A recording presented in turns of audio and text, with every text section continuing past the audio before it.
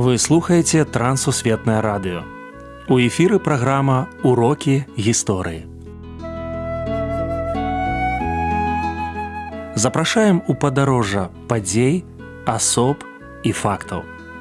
Вучыцеся разам з намі.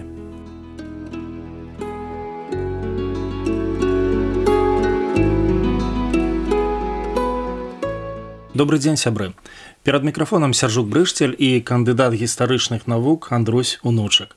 Сёння мы пагаворым пра Першую сусветную вайну. Прывітанне, Андрусь. Прывітанне, Сяржук. Прывітанне, шаноўныя слухачы.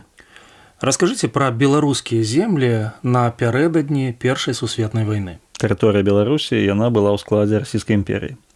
У канцы 18 стагоддзя Расійская імперія разам з Аўстрыяй і Прусіяй падзялілі Рэч Паспалітую, і Беларусь была далучана да расійскай дзяржавы. Нашай гісторыі гэты перыяд такі складаны, супярэчлівы. З аднаго боку, канешне, Беларусь не мела ніякай аўтаноміі. Гэта было 5 губерняў, якія ўсе аб'ядноўваліся ў паўночна-заходні край. А з іншага боку, ўжо пачатак 20 стагоддзя пачынаецца нацыянальнае адраджэнне Беларусі. І гэта нацыянальнае адраджэнне, яно прывяло да таго, што з'явіліся беларускія газеты, беларускія часопісы, з'явілася першая мапа, як пісаў акадэмік Еўхім Карскі, беларускага племя. Это значит, карта беларускага народу з'явілася і былі акрэслены межы Беларусі. Вельмі важны момант, што наша насельніцтва, яно на той момант складала прыкладна 8 мільёнаў 800 тысячаў чалавек. І Беларусь, яна была краінай, пра якую мала хто ведаў, і самі беларусы мала ведалі пра сябе. Гэта перыяд быў назапашвання таких ведаў пра Беларусь самімі беларусамі. Але з іншага боку, таксама мы павінны прызнаць, што ў гэтым перыядзе будучыня Беларусі яшчэ многім уяўлялася цьмянай. Пачатак вайны і бежанства. Пачатак вайны, ён быў нечаканым. Як і любая вайна, ось Першая сусветная вайна, якая пачалася ў жніўні 1914 году, яна была нечаканай. Хоць многія казалі, што яна павінна пачацца ў 1908 годзе, пасля ў 1912 годзе, то бок прадказвалі, вось тады пачнецца. Яна пачалася ў 2014 годзе і пачалася нечакана. Палітыка расійскай дзяржавы адносна Беларусі была такой, што калі немцы пачнуць наступаць, а нямецкі фронт ён рухаўся з захаду на ўсход, то праваслаўнае насельніцтва, інтэлігенцыю праваслаўных, святароў праваслаўных у першую чаргу трэба эвакуяваць, і нават эвакуяваць цэлыя вёскі, каб немцам пакінуць выпаленую зямлю. Выпаленая зямля, яна павінна была сведчыць пра тое, што увесь народ падняўся змагацца і што акупанты тут не знойдуць ніякай падтрымкі. У выніку апынулася 1,5 мільёны бежанцаў, якія апынуліся ў Расіі, частка з іх нават за Уралам, а тэрыторыі у першую чаргу заходняй Беларусі яны абязлюдзілі. Баявыя дзеянні на нашых тэрыторыях. Так, баявыя дзеянні праходзілі. У першую чаргу мы павінны сказаць, што ўжо ўлетку 1915 году фронт уступіў на тэрыторыю Беларусі.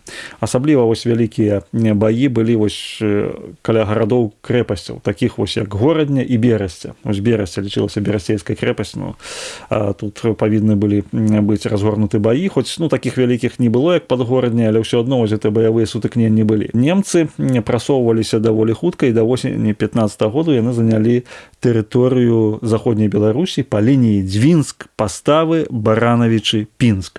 Ось была тэрыторыя на захад была нямецкая, а на ўсход была расійская тэрыторыя. Расійскае войска хацела 2 разы выбіць немцаў, асабліва вось у 1916 годзе, фактычна другая палова 1916 году, гэта былі баі пад Смаргонню. Калі казаць, з двух бакоў загінула каля 800 тысяч чалавек. Это велізарныя вось гэтыя баі, якія ішлі, можа быць, найбуйнейшыя на тэрыторыі Беларусі. Ёсць вялікія там расійскія могілкі, нямецкія могілкі. Баі вось 15-16 гадоў яны былі больш жорсткія, пазней пачалася пазіцыйная вайна. Таму, вось баявыя дзеянні тут праходзілі. Андрусь, не абысці ўвагы гэта пытанне беларускае таварыства пацярпелым ад вайны. Хто заснаваў і хто ўдзельнічаў? Калі пачалася вайна, то улады Расійскай імперіі забаранілі дзейнасць усякіх беларускіх арганізацыяў, дазволілі толькі таварыства дапамогі пацярпелым ад вайны. Стварылі яго браты Іван і Антон Луцкевіч, яны ўдзельнічалі, Вацлаў Ластоўскі таксама быў. У гэтым таварыстве пазней удзельнічаў і Максім Богданович, удзельнічаў, напрыклад, вось Лявон Вітан Дубейкаўскі і шмат беларускіх дзеячаў, нават пастар вось Лукаш Дзякуцьмалей, каталіцкія святары удзельнічалі, Юльяна Мэнке. Вальдемар Гушы. Так, вялікая колькасць беларускай інтэлігенцыі ўключылася вось у гэтую працу. Што яны рабілі, чым займаліся? У першую чаргу яны дапамагалі бежанцам. Бежанцы, якія заставаліся нават без гарачага харчавання, удалёк ад сваіх дамоў, яны былі ў складаным становішчы. Значыць, арганізоўваліся бясплатныя сталоўкі. Пасля было тое, што размяркоўвалася пасяўное збожжа.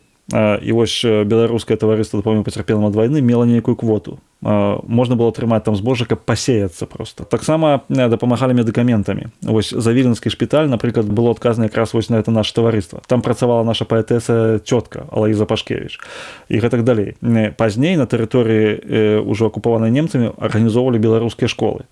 Таму самая шырокая дзейнасць, і ў Менску, напрыклад, гэта таварыства у самым цэнтры гораду знаходзілася, і яно нават выдавала свае інструкцыі, як дзейнічаць у той ці іншай сітуацыі. Таму захаваліся дакументы вось гэта таварыства. Падзел Беларусі і яго вынікі. Як я ўжо казаў, была падзелена на заходнюю і ўсходнюю частку, і вынікам было тое, што у Беларусі атрымалася як бы дзве розныя такія супольнасці. На адным баку, на нямецкім баку немцы дазволілі і выкарыстоўваць беларускую мову, беларускія школы, на расійскім баку фактычна ўсё было забаронена да лютага 17 году. Пасля лютаўскай рэвалюцыі сітуацыя змянілася. Ужо ў расійскім баку быў і беларускі нацыянальны камітэт, і беларускі сход, арганізацыі пачалі, а на нямецкім баку толькі асветніцкія арганізацыі, а на расійскім ужо палітычныя.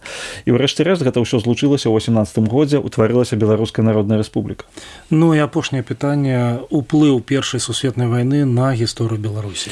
Уплыў каласальны. У першую чаргу трэба сказаць, што да Першай сусветнай вайны увогуле не было беларускай дзяржаўнасці. Мы былі ў складзе Расійскай імперіі. Пасля Першай сусветнай вайны ў 18 годзе была абвешчана незалежная Беларуская Народная Рэспубліка. З іншага боку, канешне, вялікая колькасць людзей у бежанстве. Што дало бежанства? Бежанства дало зразумець людзям, што яны адрозніваюцца. Калі беларусы апынуліся ў Расіі, яны зразумелі, што і мова адрозніваецца, і звычаі, і гэтак далей. Аднак вялікія ахвяры і дэмаралізацыя грамадства. А гэта ўсё прывяло да таго, што, як гэта не дзіўна, пачалося евангельскае прабуджэнне. Людзі звярнуліся да Бога. Таму ёсць як і адмоўныя, так і станоўчыя ўплывы.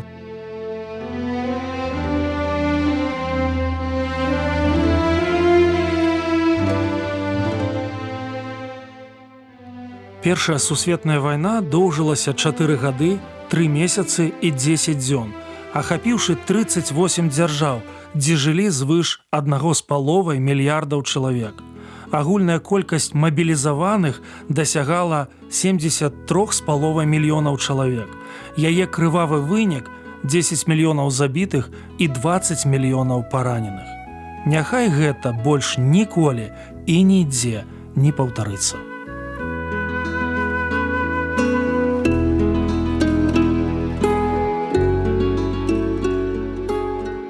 Дзякую, што далучыліся да нашага праекту. Калі ў вас ёсць пытанні, пішыце, каля ласка, на адрас Трансусветнае радыё, урокі гісторыі. Паштовая скрынка 45, індекс 22 40 20, горад Брэст 20, Беларусь. Шукайце нас на сайце twr.fm. Да новых сустрэч!